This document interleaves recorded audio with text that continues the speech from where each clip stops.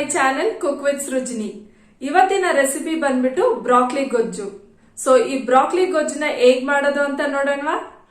Broccoli ತಗೊಂಡು ಈ ರೀತಿ ಪೀಸಸ್ ಕಟ್ ಮಾಡಿಟ್ಕೊಂಡಿದ್ದೀನಿ. ಟೊಮ್ಯಾಟೊ 3, ಆಲೂಗಡ್ಡೆ 2 ತಗೊಂಡು ಅದನ್ನು ಸಹ ಈ ರೀತಿ ಪೀಸಸ್ ಕಟ್ ಮಾಡಿಟ್ಕೊಂಡಿದ್ದೀನಿ. ಬಟಾಣಿ, ಈರುಳ್ಳಿ 4. ನಾನಿಲ್ಲಿ ಚಿಕ್ಕ ಈರುಳ್ಳಿ ತಗೊಂಡಿರೋದ್ರಿಂದ 4 ಈರುಳ್ಳಿ ತಗೊಂಡಿದ್ದೀನಿ. ಒಂದು ವೇಳೆ ನೀವು ದೊಡ್ಡ ಈರುಳ್ಳಿ ತಗೊಂಡ್ರೆ 2 ಈರುಳ್ಳಿ ತಗೊಳ್ಳಿ.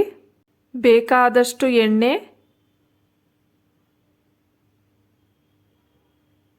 ಗರಂ ಮಸಾಲ ಅರ್ಧ ಸ್ಪೂನ್, ಶುಂಠಿ ಬೆಳ್ಳುಳ್ಳಿ ಪೇಸ್ಟ್ 1 ಸ್ಪೂನ್,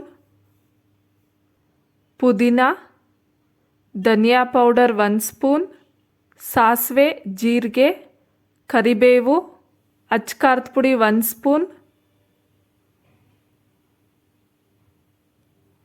ಕೊತ್ತಂಬರಿ ಸೊಪ್ಪು,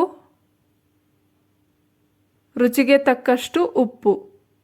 ಮೊದಲಿಗೆ ಸ್ಟವ್ ಹಚ್ಚಿ ಪಾತ್ರೆ ಇಟ್ಟು ನೀರು ಕಾಯಿಸ್ಕೊಳ್ಳೋಣ.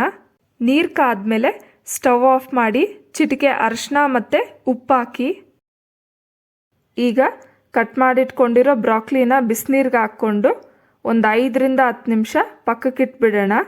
ಯಾಕಂದರೆ ಬ್ರಾಕ್ಲಿನಲ್ಲಿ ಹುಳ ಏನಾದರೂ ಇದ್ದರೆ ಸತ್ತೋಗುತ್ತೆ.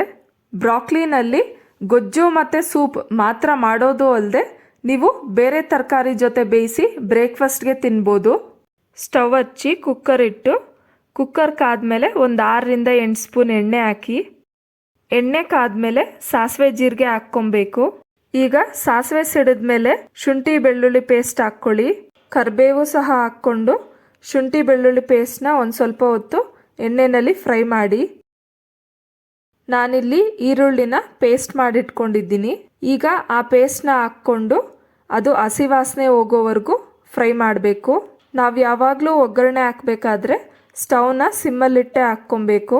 ಬ್ರಾಕ್ಲಿಯಲ್ಲಿ ವೈಟಮಿನ್ ಸಿ ಹೆಚ್ಚಾಗಿರೋದ್ರಿಂದ ಇದು ನಿಮ್ಮ ರೋಗ ನಿರೋಧಕ ಶಕ್ತಿ ಮತ್ತು ಚರ್ಮಕ್ಕೆ ಪ್ರಯೋಜನಕಾರಿಯಾಗಿದೆ. ಮತ್ತು ಇದು ಕೆಟ್ಟ ಕೊಲೆಸ್ಟ್ರಾಲನ್ನು ಕಡಿಮೆ ಮಾಡೋದಕ್ಕೆ ಕೂಡ ಸಹಾಯ ಮಾಡುತ್ತೆ. ಈರುಳ್ಳಿ ಹಸಿ ವಾಸನೆ ಹೋದ್ಮೇಲೆ ಟೊಮೆಟೊ ಪ್ಯೂರಿ ಹಾಕ್ಕೊಳ್ಳಿ. ಇದನ್ನು ಸಹ ಹಸಿ ವಾಸನೆ ಹೋಗೋವರೆಗೂ ಫ್ರೈ ಮಾಡಬೇಕು. ಈ ಗೊಜ್ಜು ಚಪಾತಿ, ಪೂರಿ, ದೋಸೆ ಜೊತೆ ತಿನ್ನೋದಕ್ಕೆ ತುಂಬಾ ಟೇಸ್ಟಿಯಾಗಿರುತ್ತೆ. ಈಗ ಅಚ್ಕಾರದ ಪುಡಿ, ಧನಿಯಾ ಪುಡಿ, ಗರಂ ಮಸಾಲ ಎಲ್ಲನೂ ಹಾಕ್ಕೊಂಡು ಮಿಕ್ಸ್ ಮಾಡ್ಕೊಬೇಕು. ರುಚಿಗೆ ತಕ್ಕಷ್ಟು ಉಪ್ಪು ಹಾಕ್ಕೊಂಡು ಮಿಕ್ಸ್ ಮಾಡ್ಕೊಳ್ಳಿ.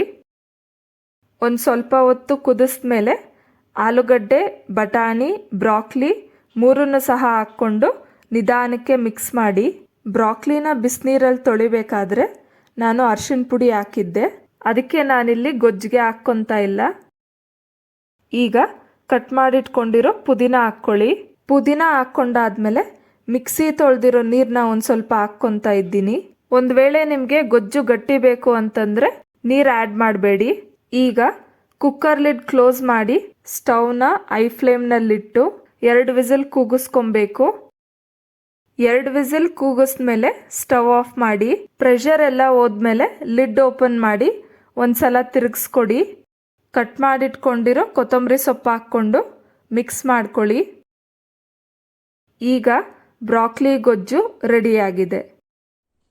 ಸೊ ನೋಡಿದ್ರಲ್ಲ ಫ್ರೆಂಡ್ಸ್, ಬ್ರಾಕ್ಲಿ ಗೊಜ್ಜು ಮಾಡೋದು ಹೇಗೆ ಅಂತ ಅಂದ್ಬಿಟ್ಟು ನೀವು ಒಂದ್ಸಲ ಟ್ರೈ ಮಾಡಿ ನೋಡಿ.